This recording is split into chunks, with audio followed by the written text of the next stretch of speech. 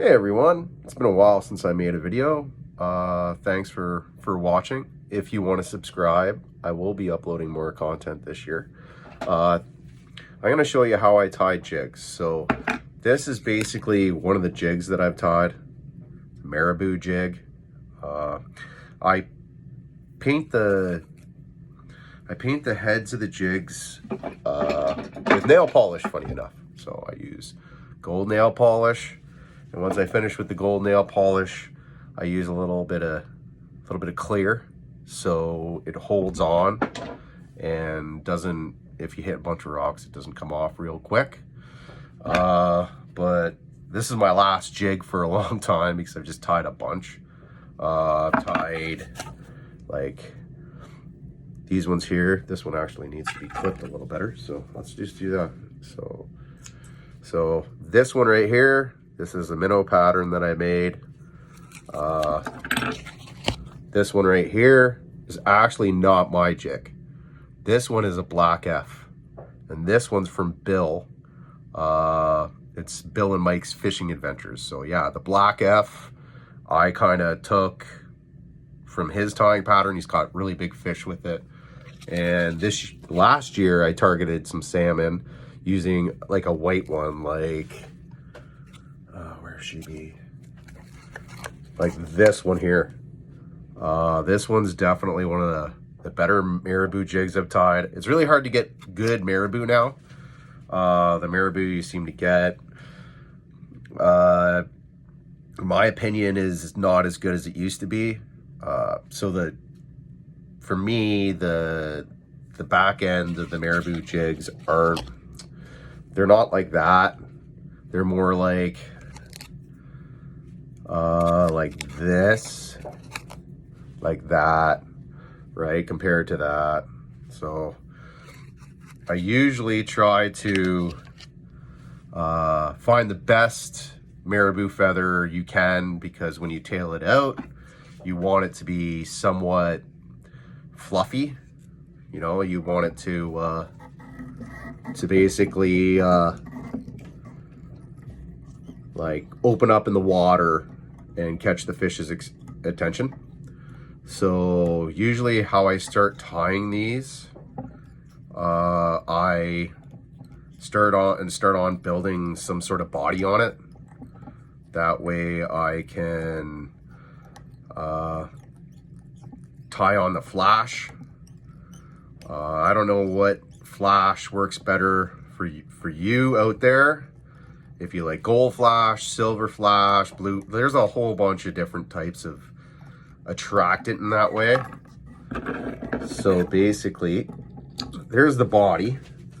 So I'm gonna tie on some silver. Like I said, I have a choice, gold and silver. I like the silver a little bit better. Shiner is pretty shiny, so I don't see too many shiners with gold. But I like the gold for an option, because you never know. Options are great. So there's the silver flash. I usually have a bunch on there like that. And then I just put it onto the jig and tie away. So make sure you're wrapping around all that flash. That way it's stuck on there pretty good. I usually like to go back and trim it, just so it's not too long. Like some of the jigs that I showed you just recently, they need to be attended to, right? So like usually something like this black jig, if it has a little extra like that, I'll come in and just clip it. So it's a little more even. You know, you don't want it to go too far back.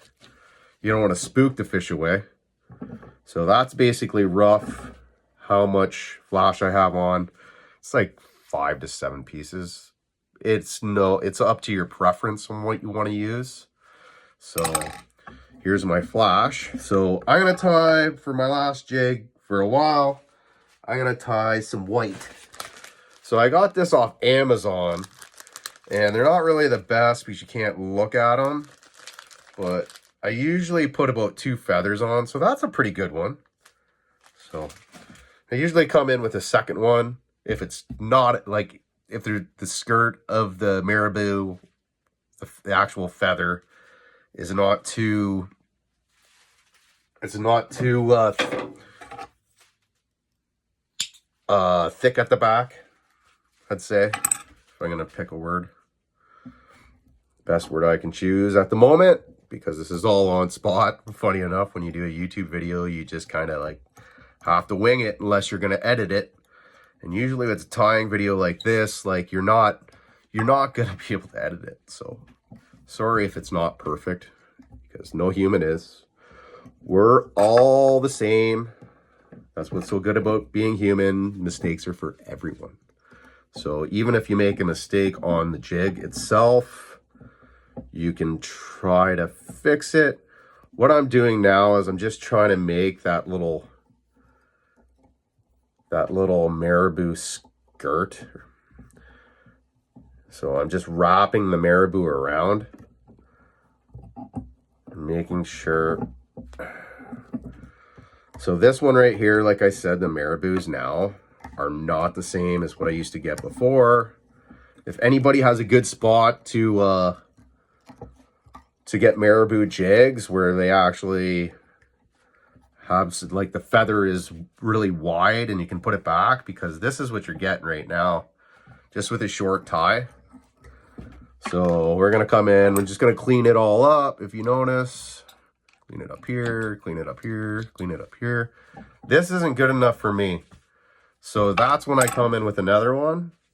So what I'm gonna do is I try to kind of rip a majority of the feather, the I don't know if you call it a bone or whatever it is, off. So here I'm gonna put it back on, and I have to tie two, right? Just so that it all kind of thickens out, because I'm gonna tie a body around it too, just in a short time. See how now it's building out? Like, it's kind of what you want. You want it to kind of build out.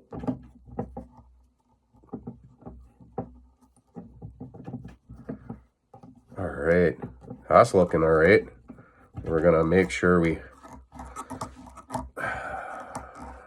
go to the back and then go forward again. Now I'm happier with that. I know it's not the greatest, but I'm happy with that. Yeah, that looks great. You know, you never know when the fish are gonna hit these things, but when they hit them pretty hard. Hit them pretty hard. Salmon are very particular when they get in the water. They will eat, but just not all the time. You just got to take that opportune moment, you know. Yeah, I know right now it's June in Ontario, so I just look at it like there's still a lot of months left before the salmon are in the rivers. So I'm gonna take my time. Here's the other bit. This is the body. This is what I tie the body with. So I usually come on here, drop the thread on, and keep your thread that you're using, whatever color it may be, in the back so you can tie the other thread on. So right now I'm going to bring this thread up, and I'm going to just make sure I have enough to wrap the body. That should be good. And what we're going to try to do is we're going to try to wrap it so you can build somewhat of a body on it. Right now I'm using quarter ounce jig heads. The other ones I tie, they're a little smaller. I use 3/8, but like you kind of get these from Walmart, not to drop a store, but these were super cheap. They're solid gray or silver. They're plain, no paint. I like them that way so I can do it myself, whatever color I want. If you want a purple one, if you want a yellow one, if you want a green one, if you want a red one. Salmon love red. I have tied a couple with red before. And the salmon smash those. They don't like that color, so they usually smash it. So, ooh. So usually, like with this one, I see that there's a bunch of marabou that's just kind of not really holding. So what I'll do is I'll come in and I'll look at where it's at, and then I'll come in and snip that off. We don't need it. All it is just going to gather. We need to get more of that off. There we go.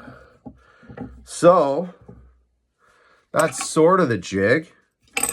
I think that's what we're going to do. And then here's the weird part. At the end of this, what we're going to do is spin it around like that and come up.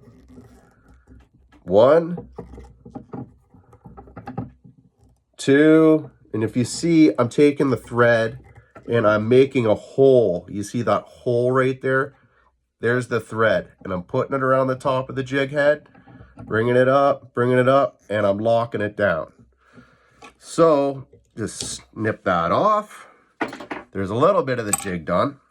All right, so the last little piece, just be careful with this stuff. It's called shorehead. It's a cement. Try not to get this in your eyes. Try to be very safe with it. Don't breathe too much of it in, of course. You get dizzy. And then I come in here after the fact, and I run that there, that there, that there. Perfect. Perfect. So then you let it dry, and then you get something like this in the end. You got your jig, your white jig. This one has silver flash. Like I said, I like silver flash. So thanks for watching my video. I appreciate it.